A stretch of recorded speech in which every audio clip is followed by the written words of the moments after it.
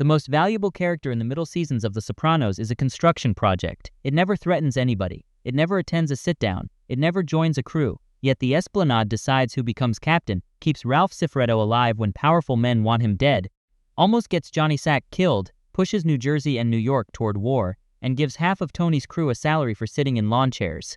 Everybody wants the Esplanade because everybody can find a different way to eat from it. The politicians receive credit for rebuilding Newark. Contractors receive hundreds of millions of dollars in work. Union officials gain control over jobs and labor peace. New York takes the steel and brickwork. New Jersey takes plumbing, electrical work, and a collection of payroll positions. Ralph controls contracts. Paulie demands jobs for his crew. Christopher receives a paycheck without entering the site. Patsy and the others steal the material that the project has already paid to install.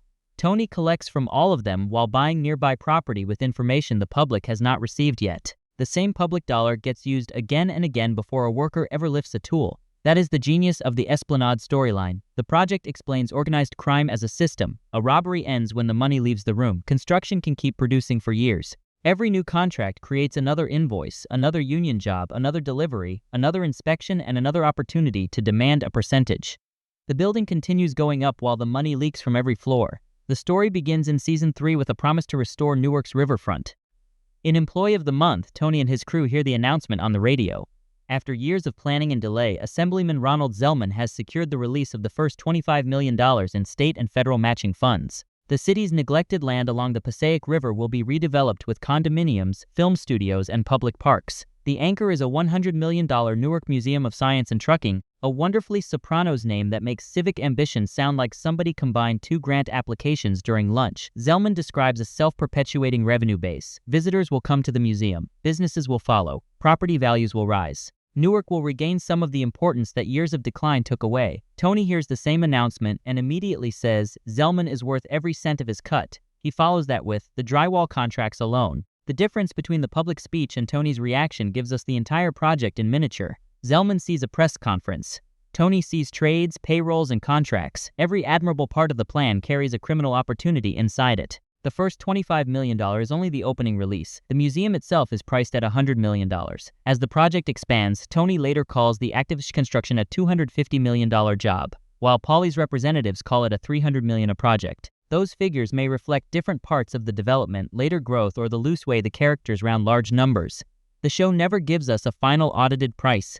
It gives us something more useful, a project large enough that even the mobsters stop pretending they can see the end of it. The money comes from government, private development, and the future value of the surrounding land. The Esplanade includes far more than a museum. When Tony, Johnny Sack, and Zellman divide the opportunities, they mention restaurants, stores, and slips for luxury yachts. Tony claims the plumbing and electrical unions. Johnny takes steel and brickwork. Local 187 remains an issue for another conversation, which tells us that even their agreement has smaller agreements hidden inside it. This is why New York has a claim in Newark. The land belongs to New Jersey, although the labor, contractors, and unions cross family territory. Johnny and Carmine Lupertazzi possess influence in trades that the Soprano family cannot simply ignore. Zellman also works with both sides. The Esplanade becomes a joint venture because each family controls a different door into the project.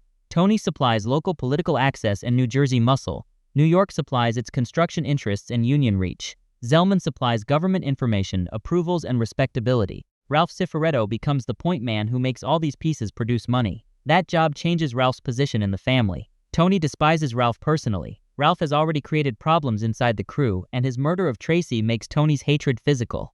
Johnny Sack still urges Tony to keep him close as the Esplanade prepares to break ground. He reminds Tony that millions of dollars are coming and says both families need a point man who feels appreciated. The bone Ralph wants is the position of captain. Tony resists because promoting Ralph feels like rewarding a man he considers disgusting. The money keeps applying pressure. When Gigi dies, Ralph receives control of the April crew and becomes the family's construction captain. His talent for earning has overpowered Tony's judgment of his character. Ralph later gives the clearest estimate of the scale. During his dispute with Paulie, he says construction brings the family $3 million a year. That line is often repeated as though Ralph personally earns exactly $3 million from the Esplanade. The wording is broader. He says construction brings $3 million a year to the family. The figure likely includes the Esplanade alongside the April crew's wider construction rackets. It also describes money moving through the family, with soldiers, captains, and the boss taking shares along the way. It is the best annual estimate the series provides, though it is not a clean statement of Ralph's private income. we do see one enormous payment. Near the end of Season 3, Ralph arrives with $300,000 in Esplanade Green for Tony. The scene presents it as a successful kick from the project. Tony is receiving a single envelope worth more than many people earn in several years, and Ralph still has enough remaining to pay his crew, cover other partners, and keep his own share. If the family's $3 million construction figure is accurate, a $300,000 payment to Tony also resembles the 10% kick-up structure mentioned elsewhere in the series. The show never performs that calculation for us, so it remains a reasonable reading rather than a confirmed accounting rule for this specific envelope. What matters is the hierarchy. Money moves upward. Ralph controls the operation, his people collect from individual schemes, and Tony receives the boss's share without negotiating every invoice himself. Ralph makes money through several layers. He has influence over contracting companies and unions. Fernandez Paving is identified as his contracting company. When Johnny Sack has someone examine the waterproofing receipts, Ralph appears to be almost $4,000 short for the third consecutive time. That suggests roughly $12,000 in suspicious discrepancies across those 3 rounds alone. Johnny calls him more creative than Spielberg. This is basic skimming. A company bills the project for a cost, moves the money through its books, and quietly returns part of it to the people controlling the contract. The public project pays the full invoice. The mob keeps the difference.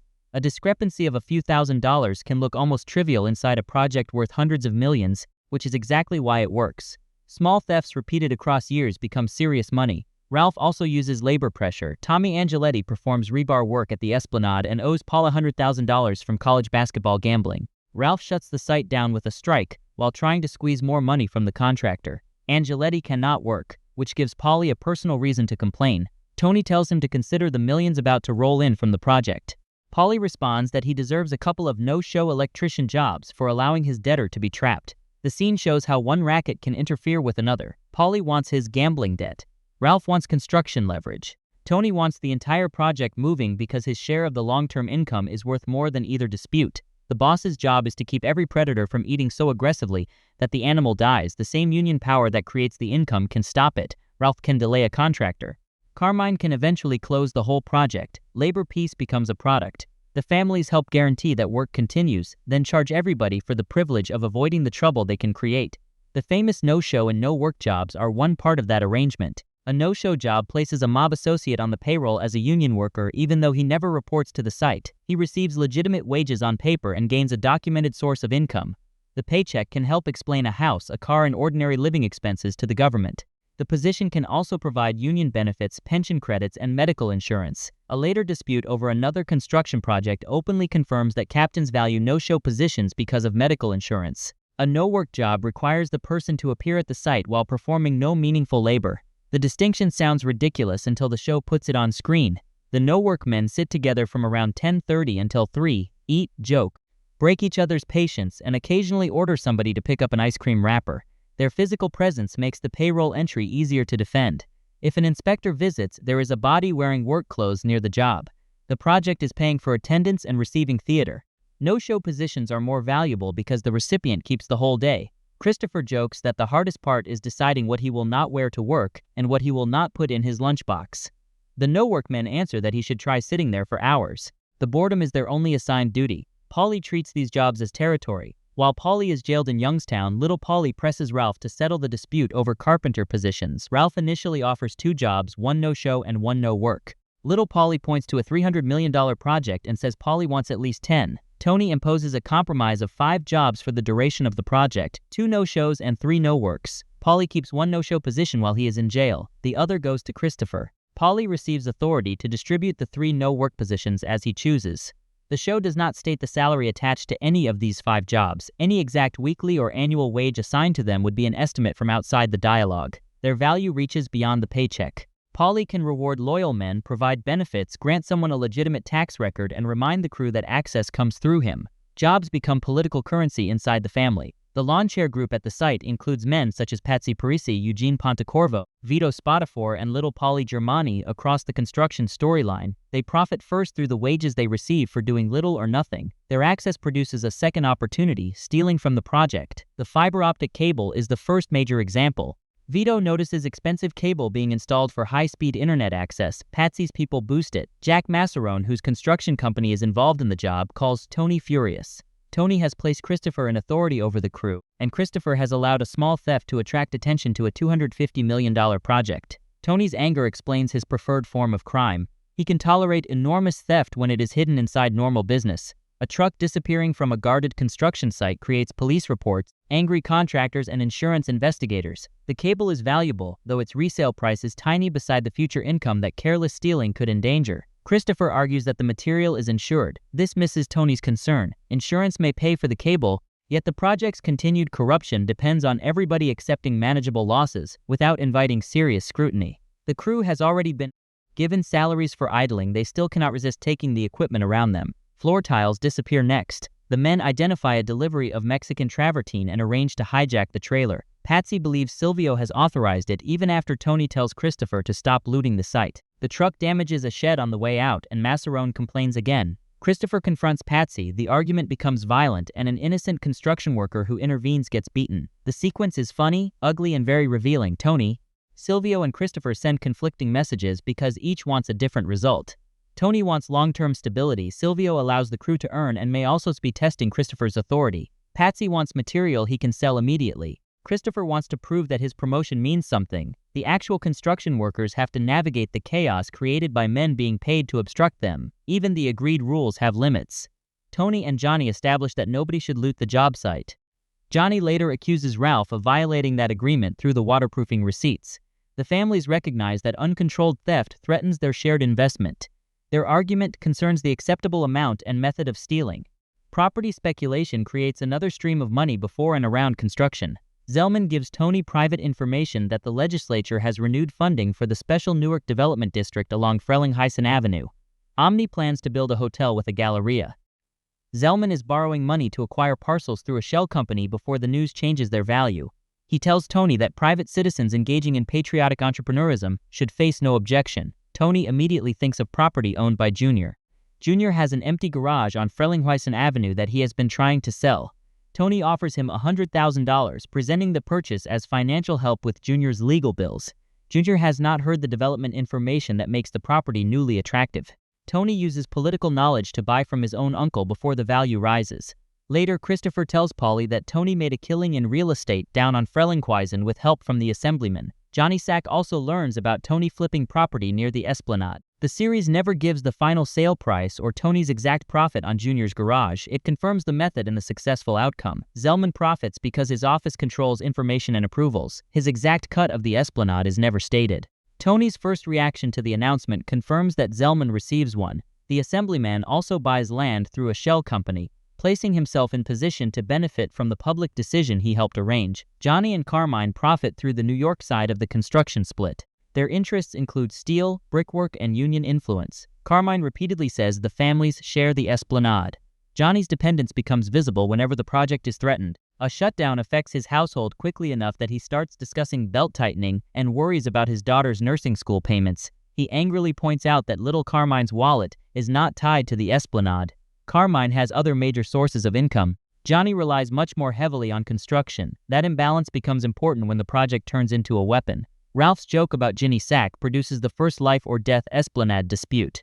Johnny wants permission to kill Ralph. Carmine rejects the request because they depend on Ralph and millions of dollars are at stake. He offers to tax Ralph $200,000 instead. Johnny hears his wife's honor being converted into a price. Carmine hears a top earner threatening a joint project. At the sit-down, Johnny suggests putting Eugene Pontecorvo in Ralph's place. Tony and Carmine refuse to gamble with the current arrangement. Carmine later gives Tony coded approval to remove Johnny, explaining that they share the Esplanade and he will not allow the apple cart to be upset. The project almost gets a New York underboss murdered in order to protect the captain that Tony eventually kills over a horse. That contradiction fits the Sopranos perfectly. Ralph's earning power protects him from official punishment. Tony's private rage still reaches him. Once Ralph is gone, the money has to find a new manager. Vito Spatafor rises through that opening. Vito served as Ralph's second-in-command and later controls the Aprile crew's construction interests. By season 6, Tony calls him his best earner and credits his income with helping pay for the new boat. After Vito's death, Tony tells Carlo that Vito brought in 3 times as much as Carlo does from construction. Again, the series does not isolate Vito's exact Esplanade income. His success comes from the construction machinery Ralph previously managed, with the Esplanade as its central visible project. Vito gains wages, influence, kick-ups from men below him, and a captain's share of the crew's contracts and theft. Vito also controls access to legitimate employment. Tony arranges a real summer construction job for Finn DeTrolio at the Esplanade. Finn actually works, suffers through the heat, and arrives early enough to discover Vito with the security guard. His presence creates one of the show's sharpest visual jokes. A dental student with family connections performs more labor than the mob men collecting fraudulent union wages beside him. The job shows the respectable side of corruption. Tony can do a favor for Meadows' boyfriend without handing him criminal cash. Finn receives a real paycheck and work experience. The opportunity still exists because Tony's influence has entered the hiring process. Even a genuine worker becomes another demonstration of the family's control. The adjacent HUD scam deepens the fight over Esplanade money, although the two schemes should be kept separate. Brian Camerata gives Tony the idea. Tony, Ralph, Zellman, and Maurice Tiffin arrange for Dr. Irefried to buy 4 houses on Garside Street for $125,000 each, using $500,000 supplied by the group. A cooperative appraiser inflates their value to around $300,000 each. Maurice's nonprofit seeks a federally guaranteed mortgage to buy the houses for affordable housing. The bank eventually pays $1.3 million. The nonprofit's making payments, the buildings fall into foreclosure, and the conspirators leave the government holding the loss. The raw spread between the $500,000 purchase and the $1.3 million sale is $800,000. The distributable profit is lower after the scam's expenses and payments. Maurice and Zellman each receive a 10% share rounded up to $60,000, meaning the working profit used for their distribution is just under $600,000. Brian receives a Patek Philippe watch worth about $15,000 as thanks for the idea. Tony and Ralph retain the largest remaining share, while Fried and the appraiser are compensated through their participation, though the show never itemizes every final payment. HUD is not money stolen directly from the Esplanade budget. Its connection comes through Zellman and the wider Newark redevelopment network. Carmine claims New York deserves a piece because Zellman is shared between the families. Tony argues that the scheme uses his territory and his appraiser. Carmine demands 40% of future HUD deals. Tony offers 5%, neither side moves. Carmine responds by using a union business agent to shut down the Esplanade. Suddenly, a disagreement over one fraud freezes the income from a different project. Tony considers torching cement trucks, attacking Carmine's appraiser, and eventually helping Johnny kill Carmine. Johnny encourages the plan because the shutdown is emptying his pockets. Tony says he needs the Esplanade scratch to buy Whitecaps. The dispute ends at 15% of future HUD business for New York. That settlement reveals the Esplanade's greatest value. It is leverage. Carmine can stop it to force Tony into sharing another racket. Johnny can offer future construction concessions in exchange for Carmine's death. Tony can tolerate a percentage he hates, because reopening the project restores a much larger flow of income. Everybody wants the Esplanade for a slightly different reason. Tony wants the envelopes at the top, the appreciation of nearby property, control over union access, and the stability of a racket that can support his family for years. Ralph wants the authority and protection that come with being the person who produces millions. Vito inherits that role and turns construction income into his claim to importance. Polly wants payroll positions he can keep and distribute. Christopher wants the no-show salary and the status of managing men at the site. Patsy, Eugene, Little Polly, and the others want wages, benefits, and anything valuable enough to fit on a truck. Johnny wants dependable construction income. Carmen wants the shared New York percentage and the strategic power created by his unions. Zellman wants his cut, appreciating land and a public career built on redevelopment. Masserone and other contractors receive legitimate contracts while paying the hidden cost of mob interference. Union officials gain influence and whatever compensation comes with carrying out the family's orders.